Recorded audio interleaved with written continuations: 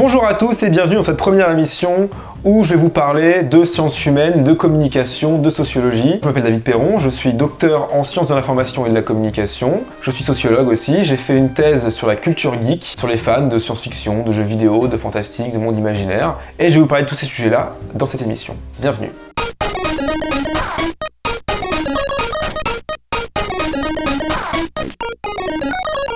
Alors parlons un peu des sciences de l'information et de la communication, qu'on appelle aussi SIC. Sciences de l'information et de la communication. Alors déjà le nom SIC pose problème.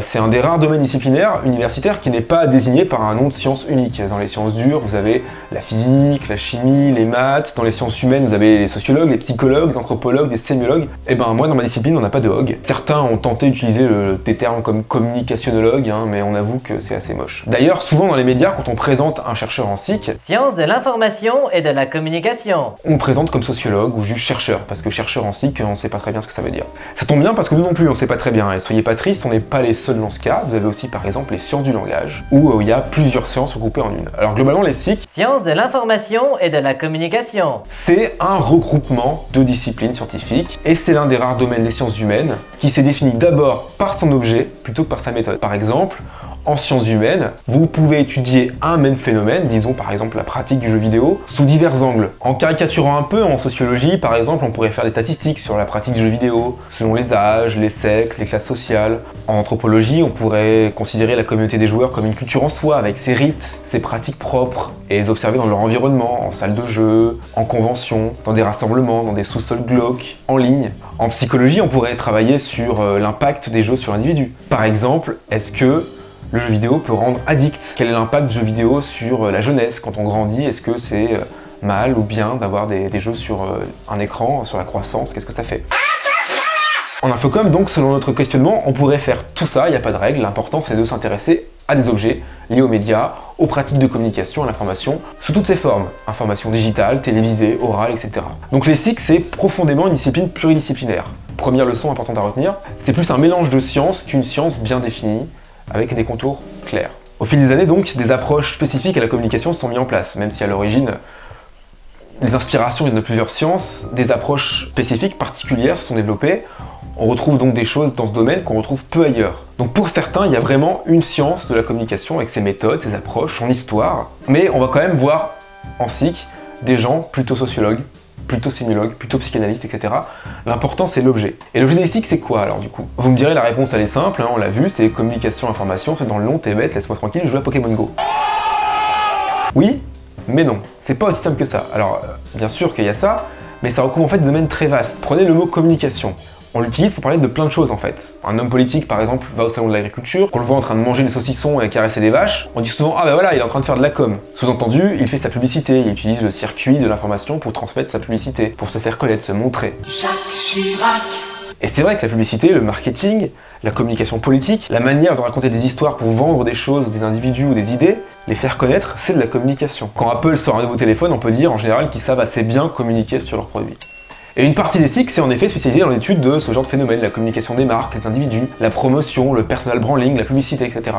Et pour étudier cette partie de la communication, on peut faire appel à la sociologie, par exemple pour comprendre quel impact ça a sur les gens, ou qui sont les producteurs de cette communication. On peut faire de la sémiologie, la science des signes, des symboles, pour comprendre comment sont construites ces images, etc., etc. Pourtant, tout le monde communique en fait. Si on définit la communication comme transmettre de l'information à quelqu'un d'autre, ou à un autre objet, alors on communique tous. Je suis en train de communiquer avec vous là, j'utilise le langage, ma voix, comme support de la communication, et puis il n'y a pas que ma voix, il y a aussi mon langage corporel, peut-être que je transpire parce que je suis stressé, ou parce que peut-être que je parle trop vite, parce que je suis un peu fatigué, et puis moi, je vois que vous me communiquez avec moi. Vous communiquez par exemple l'ennui, je peux lire ça sur le visage. Toi là-bas au fond là, ouais, je vois que tu t'ennuies, donc ne dis pas le contraire.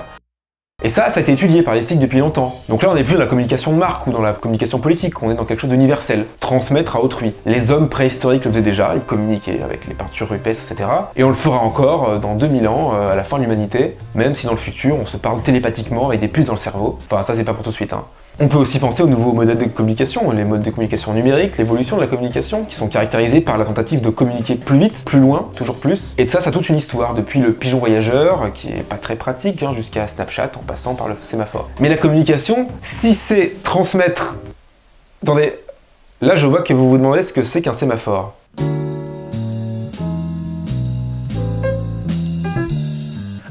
Le sémaphore, qu'est-ce que c'est? Alors tout de suite, autant un quiproquo, ça n'a rien à voir avec l'eau qui passe à l'état gazeux. On n'a dit pas que l'eau sémaphore, on dit que l'eau s'évapore. Non, ça n'a rien à voir. Le sémaphore, c'est une invention des frères Chappe, qui date de la fin du XVIIIe siècle. Alors c'était des espèces de structures qu'on plaçait en hauteur sur des points relais et qui communiquaient entre elles. C'est-à-dire que la première faisait un geste, par exemple, bah voilà, ça voulait dire A, et du coup, après, ça se communiquait en effet domino. C'est-à-dire que la deuxième faisait A, la troisième, ça faisait A aussi, jusqu'à ce que ça revienne à la personne qui avait demandé l'information. C'était par exemple très utile sur les champs de bataille, comment ça se passe et tout, bah A, comme attention, on est en train de prendre une raclée, les mecs arrivent, voilà, et puis on faisait ça, tout un ensemble de gestes, de YMCA, tout ça, on s'en fout. Bref, de toute façon, ça n'a pas très bien marché, juste après, on a inventé le télégraphe.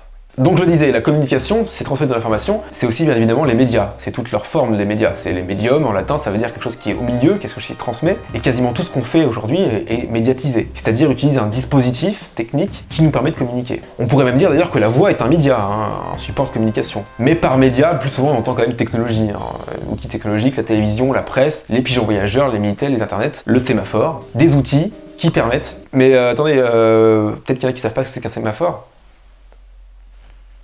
Bah, non, je viens de l'expliquer. Bref, des outils qui permettent de recevoir des informations. Mais le livre aussi est un média par exemple, et bien sûr, les médias ont une part importante de ce qu'on étudie en SIC. Sciences de l'information et de la communication. On étudie beaucoup les médias, pour comprendre leur fonctionnement, mais aussi pour comprendre ce qu'en font les gens. Ce qui est mon cas d'ailleurs, puisque je travaille sur les fans, donc les gens qui utilisent les médias pour se construire une identité. Et du coup, les SIC étudient aussi la culture, la fiction, parce qu'en fait, tout passe par la communication. On ne peut pas ne pas communiquer, comme le dit une phrase célèbre en communication. Et souvent les fans d'ailleurs ont même leur langage propre, leur manière de parler, leurs références. Live long and prosper. Regardez par exemple sur les internets. Sur les internets, les manières de communiquer propres sont développées, à la fois liées aux contraintes, aux possibilités techniques, mais aussi à la créativité de chacun en fonction des possibilités offertes. Par exemple, pensez aux smileys. Les smileys d'abord c'était utilisé par contrainte pour faire passer des émotions, uniquement avec des écrans qui peuvent afficher que les lettres et les ponctuations. Du coup, voilà, c'était assez simplifié. Depuis, c'est devenu des emojis. Aujourd'hui, tout le monde utilise des emojis et j'imagine que beaucoup d'entre vous le font pour dire des tas de choses. Par exemple, une aubergine n'est pas forcément une aubergine. Et donc, divers usages peuvent... Et toi, dis donc là, je me dis que peut-être que tu ne sais pas ce que c'est qu'une aubergine. J'imagine que peut-être que tu t'es dit que aubergine, ça faisait référence à une énorme bite. L'aubergine est une plante potagère de la famille des solanacées, voilà, elle est considérée comme un légume fruit, elle est de couleur violacée et d'une taille qui peut atteindre 15 à 30 cm. Elle a été importée en France par... Eh bien attendez, ça pourrait carrément passer pour une énorme bite. Et puis on peut penser au mème, un mot inventé par Richard Dawkins en 1976, et puis au gif. Oui, j'ai gif, qu'est-ce que tu vas faire?